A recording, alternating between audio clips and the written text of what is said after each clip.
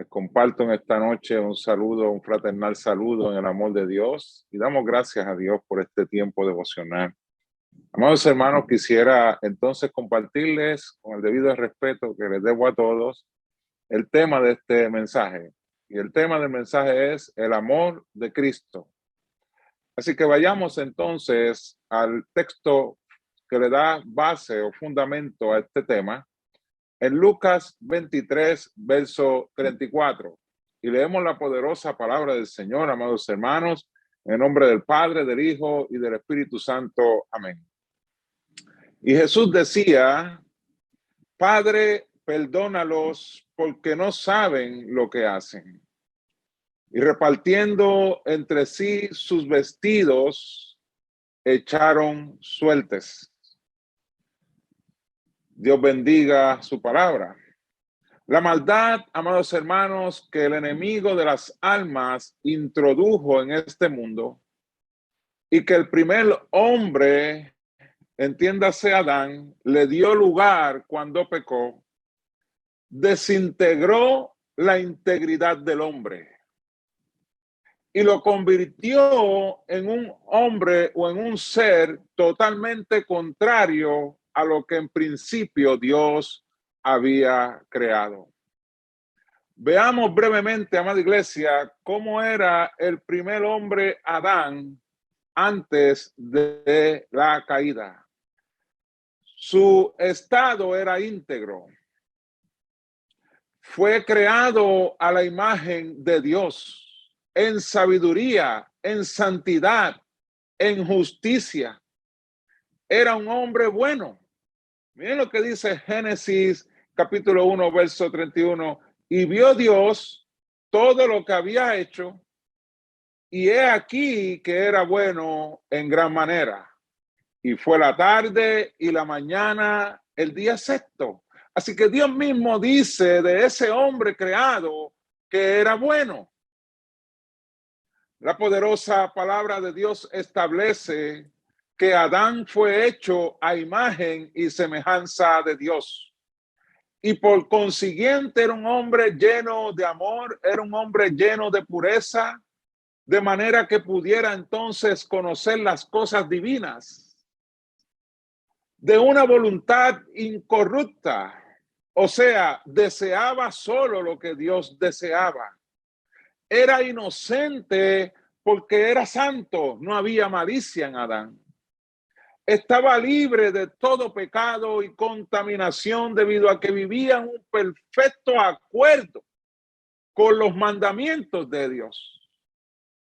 Veamos lo que dice Génesis 1:26. Entonces dijo Dios: hagamos al hombre a nuestra imagen, conforme a nuestra semejanza, y señoree los peces del mar, en las aves de los cielos, en las bestias de toda la tierra, y en todo animal que se arrastra sobre la tierra. Y creó Dios al hombre a su imagen, a imagen de Dios lo creó. Varón y hembra los creó. Pero Adán y Eva pecaron, transgredieron la ley divina. Y como todos sabemos aquí, la peor condenación vino sobre el hombre y sus generaciones, la maldición del pecado y la maldad que hasta ahora cubre la tierra. Todas estas características que hemos citado acerca del hombre antes de la caída, con las cuales Dios los creó, se corrompieron, amados hermanos, y se pervirtieron, amada iglesia, para su propio dolor y vergüenza.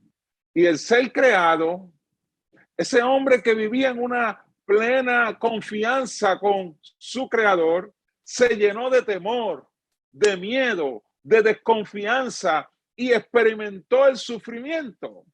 Veamos el texto que nos ayuda a entender el contraste de el principio del hombre y la caída con el origen de la creación. Génesis 3, y vamos a leer los versos 2 y 13.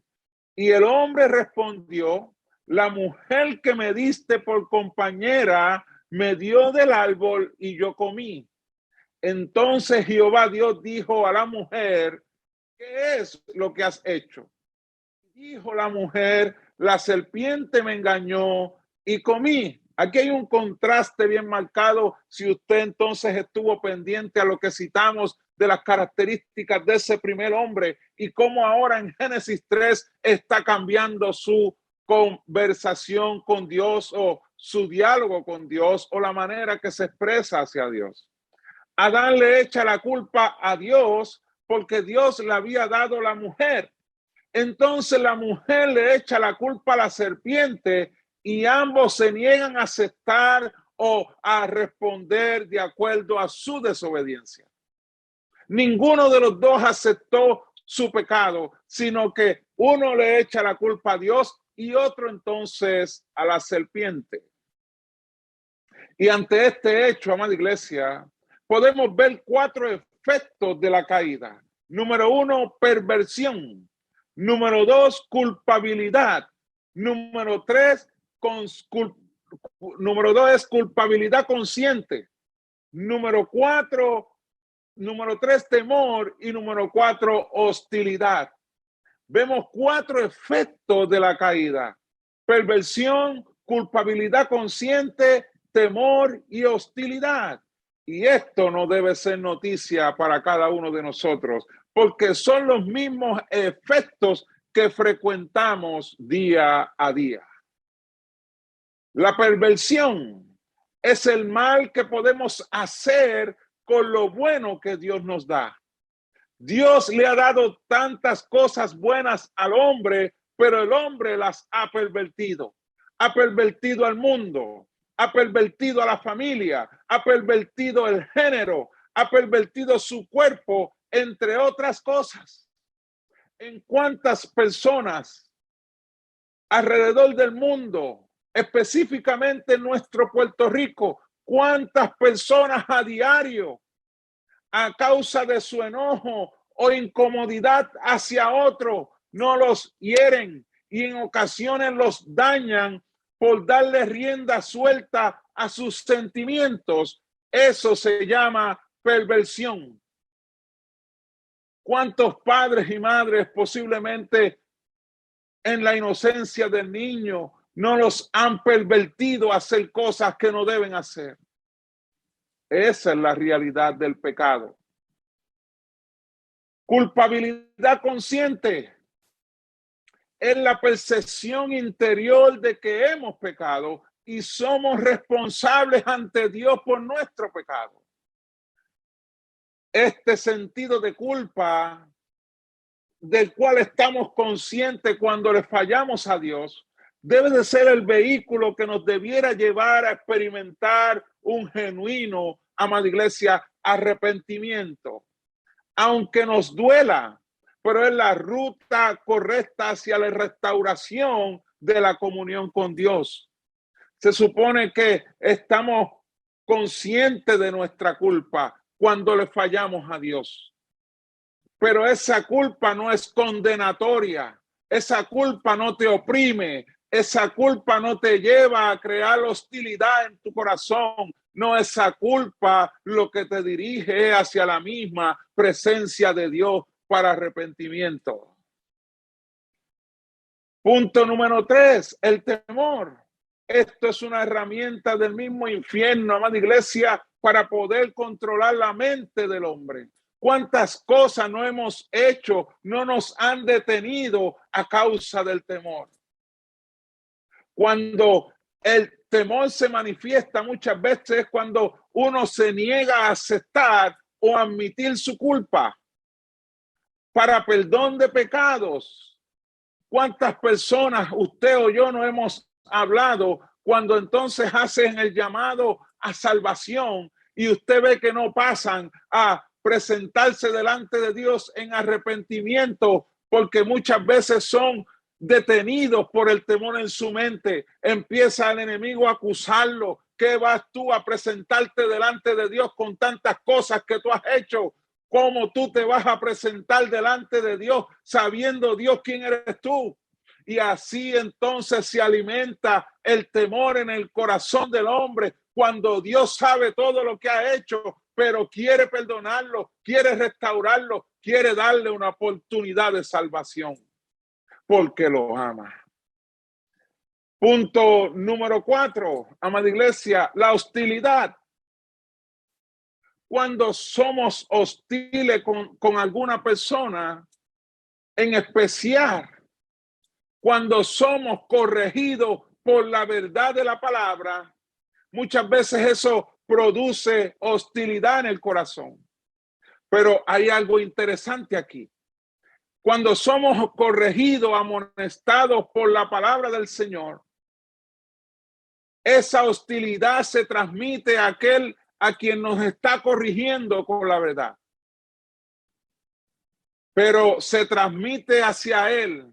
Pero lo interesante aquí es que esa hostilidad a quien en verdad se está transmitiendo es hacia Dios. Y quiero que lo veamos por la palabra. Veamos lo que ocurrió con Caín y Abel. Génesis 4 y vamos a leer del verso número 3 al verso número 8.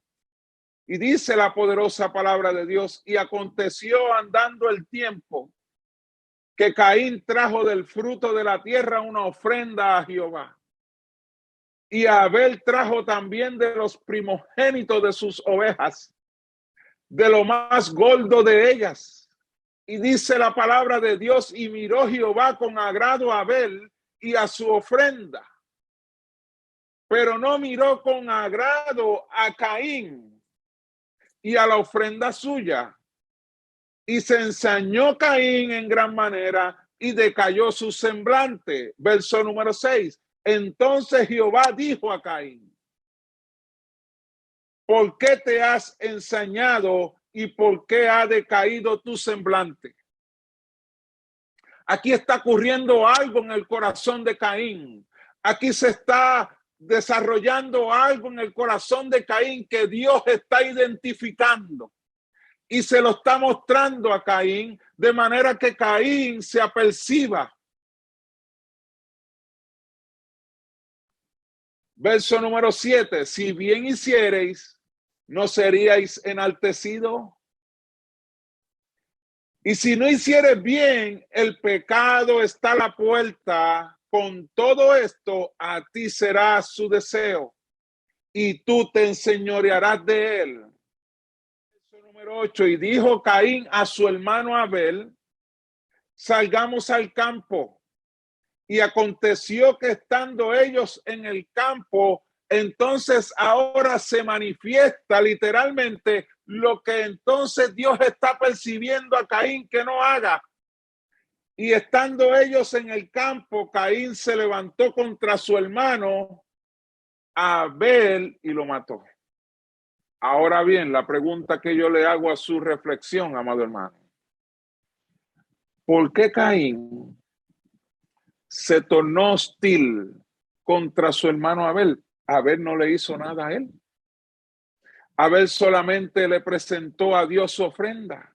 Pero ¿por qué Caín se tornó hostil contra su hermano Abel a tal punto, amada iglesia, que lo mató?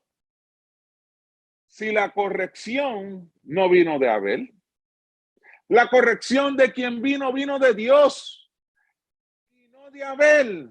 Así que, ¿qué Abel le hizo a Caín para que Caín lo matara? Nada. Pero aquí es donde usted puede ver hacia quién entonces era la hostilidad, que era hacia Dios, pero el recipiente contra quien se manifestó esa hostilidad fue contra su hermano Abel. Así que el producto de la condición de pecaminosa del hombre tomó represalias contra su hermano Abel cuando fue amonestado por Dios. Entonces, Abel fue la víctima de la hostilidad de su hermano Caín hacia Dios. Por la corrección que Dios le hizo. Y este es el efecto que usted debe de aprender al ser amonestado por Dios. Le crea incomodidad al hombre le crea hostilidad al hombre, en especial al creyente, demostrando así su falta de humildad y mansedumbre. Porque cuando se desarrolla esa hostilidad, no hay humildad en el corazón, ni tampoco mansedumbre, lo que Cristo pone como una condición para poder seguirlo a él. Porque él es el que dice, aprended de mí que soy manso y humilde de corazón. Él está poniendo él está estableciendo unos términos para que nosotros como cristianos pudiéramos entonces dar testimonio de que en verdad estamos siguiendo a Jesús. Y aunque su incomodidad es hacia Dios, como les he estado diciendo, se manifiesta hacia su prójimo, lamentablemente. Pero aún así, ese acto de hostilidad no es justificado, amado hermano. No lo es. Porque podemos decir, no, es que mi condición de pecado me lleva a actuar así. No, no, no, no. En el caso de Caín, que es el modelo, el ejemplo que Dios nos da, Dios mismo, como lo hace con cada uno de nosotros, Dios mismo le mostró el camino correcto cuando le dice a Caín, si el bien hicierais, ¿no seríais enaltecidos? Hay hostilidad en tu corazón, hay ira en tu corazón, pero yo te muestro la salida, que es hacer el bien. Así que Dios le mostró el camino correcto a Caín y él lo rechazó por darle rienda suelta a su hostilidad, a su sentimiento, a su ira. Y así funcionan los cristianos. Muchas veces yo no me estoy excluyendo. Dios le muestra el camino correcto, pero él elige su propio camino. Y este camino siempre trae justa retribución. Y estando conscientes, amados hermanos, de lo que hemos heredado poscaída a causa del pecado y cómo esta humanidad caída nos afecta. Tenemos que estar conscientes, amada iglesia, cómo esta humanidad caída nos afecta, en primer lugar, en nuestra relación con Dios y en segundo lugar, en nuestra relación con nuestros hermanos y nuestro prójimo. Así que estando conscientes de lo que hemos heredado, a raíz de la condición de pecado y cómo esta humanidad nos afecta en nuestra relación con Dios y con nuestro prójimo, a tal punto que ha llevado a los hombres a matar a su prójimo, a robar, a destruir, a mentirse unos a otros, entre otras atrocidades que se practican a diario entre las relaciones interpersonales. Conscientes de esto, amados hermanos, conscientes de esta realidad, debemos entonces cada día buscar estar más cerca de Jesucristo. Esa es nuestra salida. Ese fue el camino que Dios le mostró a Caín. Jesucristo, el bien, el único que vino a esta tierra e hizo el bien, se llama Cristo. Ese es el camino, esa es la salida a nuestra condición caída. Se llama Jesucristo. Usted lo sigue. Porque hemos hecho de yo quiero ser como Cristo un cliché. No lo respetamos, amados hermanos. Y si usted lo respeta, perdóneme. Pero consciente de nuestra realidad, nuestro camino, nuestra salida se llama Jesucristo. Los discípulos, que eran personas del vulgo, personas sin educación, con un sinnúmero de costumbres o malas costumbres, en un momento dado el pueblo judío los reconoció y dijeron, ¿acaso no son estos del vulgo? Pero reconocemos que han estado con Jesús. Ellos estaban dando testimonio de quien estaba gobernando sus vidas ya no era Pedro, ya no era Juan, ahora era Jesús. Así que debido a que es Jesús nuestro único modelo, escuche bien, debido a que es Jesús nuestro único modelo de lo que Dios creó en el principio, fuimos creados a su imagen y semejanza. Así que Jesús, Adán se corrompió y por consiguiente se corrompió el hombre post-Adán. Jesús es el único modelo de lo que Dios creó en principio. Un hombre santo, puro, inocente, con una voluntad incorruptible, lleno de amor y compasión, lleno de gracia y de verdad, lleno de misericordia y de bondad, lleno de justicia y de obediencia al Padre, entre muchas más cualidades que debemos aprender de Jesús. Él es nuestro único modelo. Yo espero que usted esté entendiendo esto. Porque de lo contrario, amada iglesia, seguiremos siendo dominados por una humanidad hostil, perversa, temerosa y con una consciente culpa, entre otras más detracciones de esta humanidad. Jesús nos muestra el camino perfecto. Si usted lo sigue, su vida va a cambiar. Su manera de vivir va a cambiar. Y hermanos, tenemos que estar conscientes de nuestras realidades, porque de lo contrario nos vamos a seguir justificando. ¿Hasta cuándo? Pero esencialmente, amada iglesia, el amor de Jesús es lo que debemos seguir. Porque en esta virtud se encierran todas las demás. Lucas 23, 34 dice, y Jesús decía, Padre, perdónalos.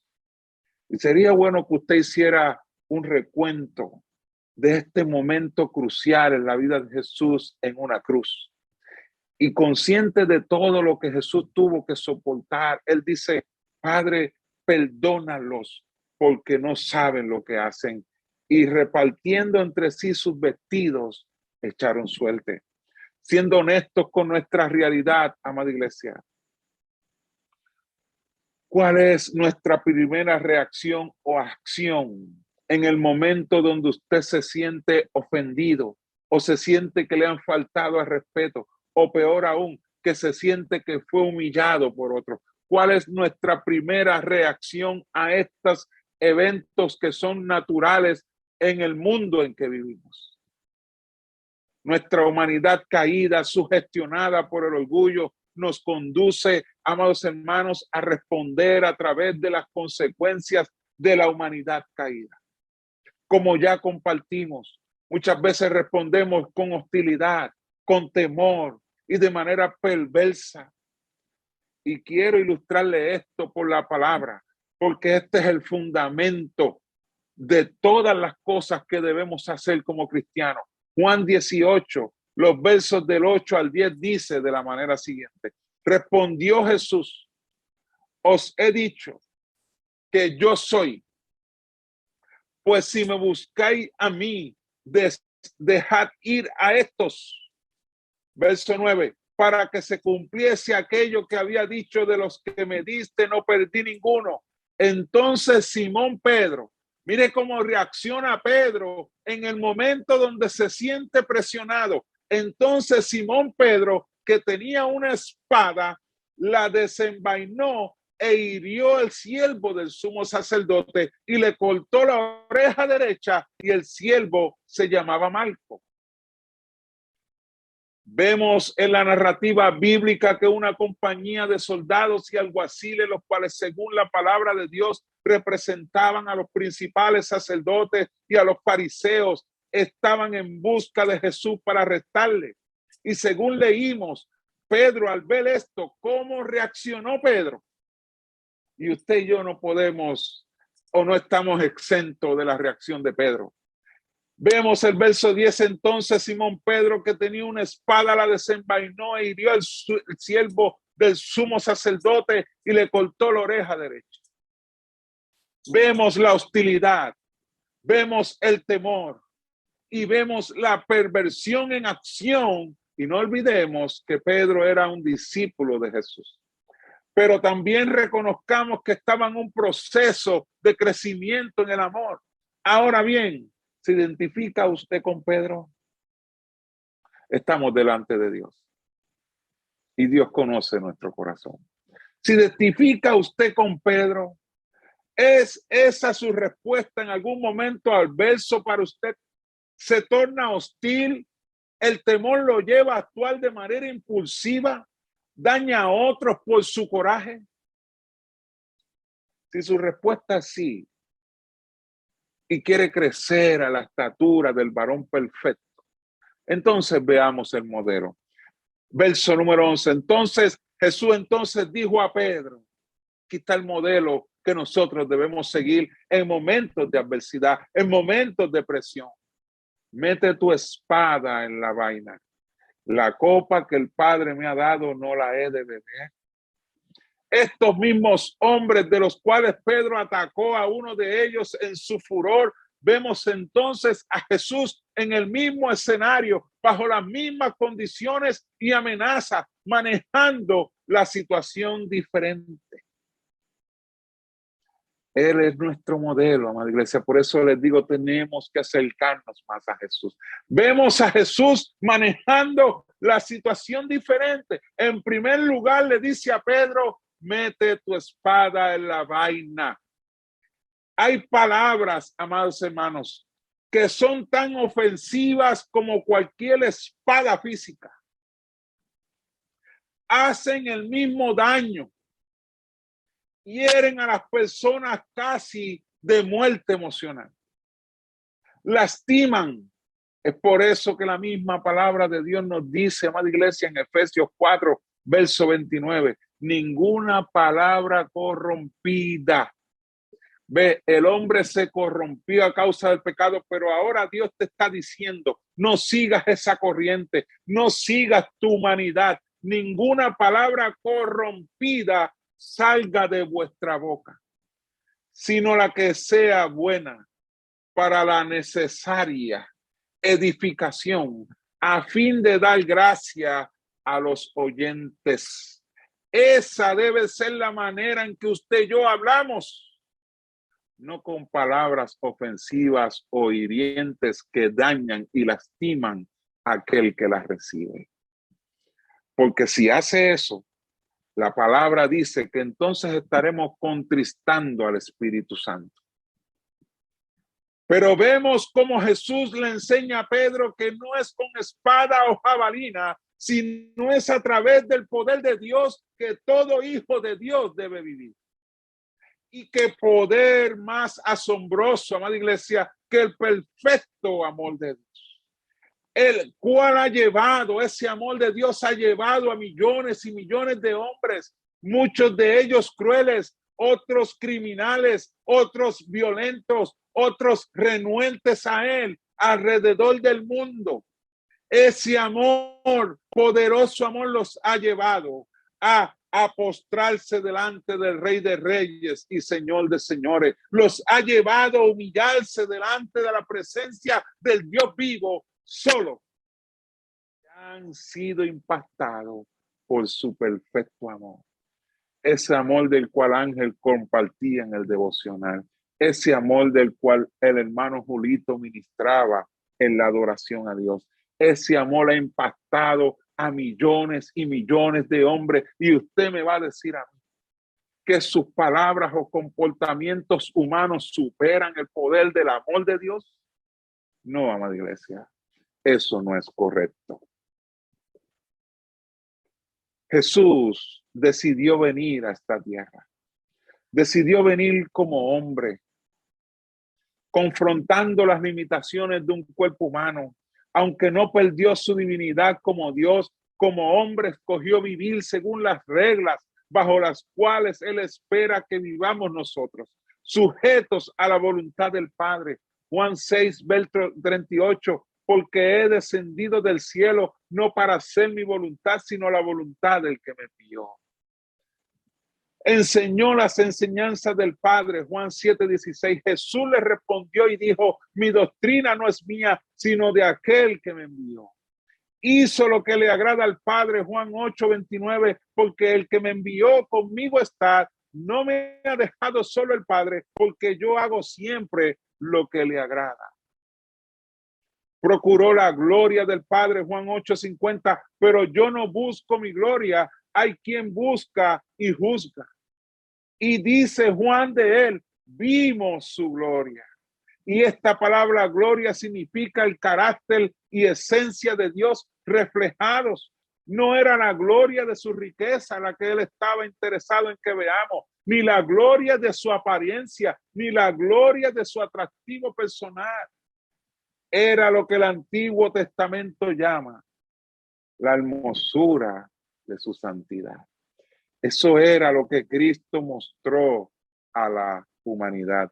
La hermosura de la pureza, el carácter de Dios revelado en un solo hombre, Jesucristo. Yo no sé si usted aprecia eso. Yo no sé si usted está interesado en eso. Yo no sé si usted tiene la voluntad de apreciar la hermosura, la pureza del carácter de Dios manifestado a través de Jesucristo.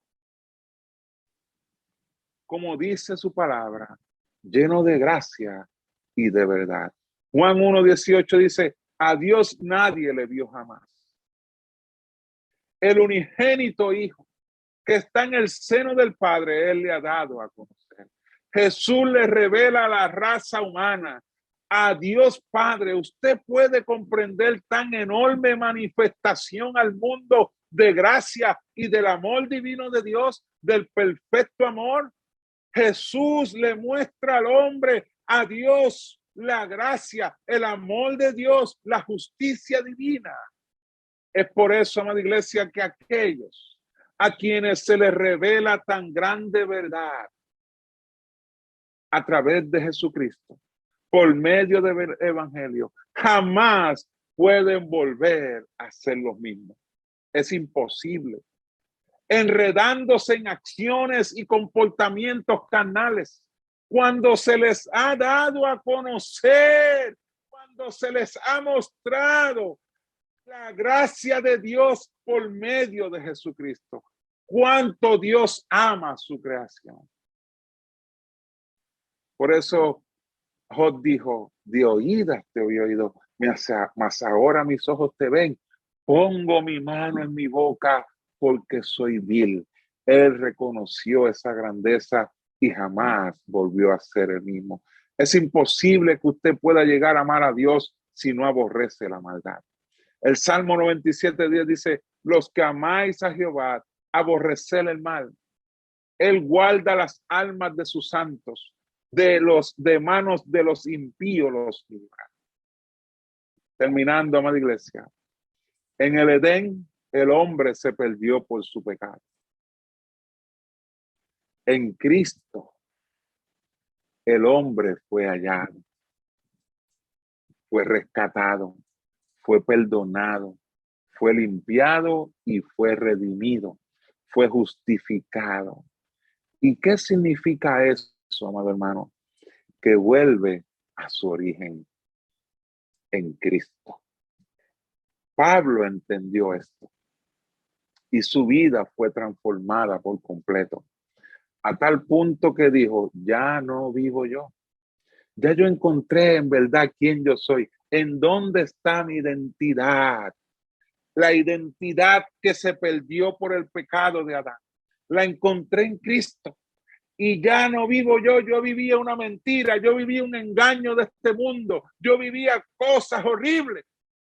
Ahora encontré mi identidad, mi modelo, lo que yo debía haber sido siempre, lo encontré en Cristo. Ya no vivo yo, mas vive Cristo en mí. Volvió a su origen, volvió a su modelo. Ese amor de Dios mostrado al mundo a través de su Hijo. El amor que manifiestan los hombres sin dirección del Espíritu Santo es una falsa, hermano. Es una falsa muestra de amor. Porque todo lo que no procede de verdad es falso. Así que el amor que muestran los hombres, usted no lo debe de tomar como modelo. Solamente es el amor de Cristo, porque ese en verdad es el verdadero. Aman los hombres por intereses. En cambio, el amor de Dios, mostrado a través de su Hijo Jesús, amó aún a sus enemigos, aún a aquellos que lo persiguieron, aún a aquellos que lo arrestaron, aún a aquellos que lo escupieron, aún a aquellos que lo crucificaron.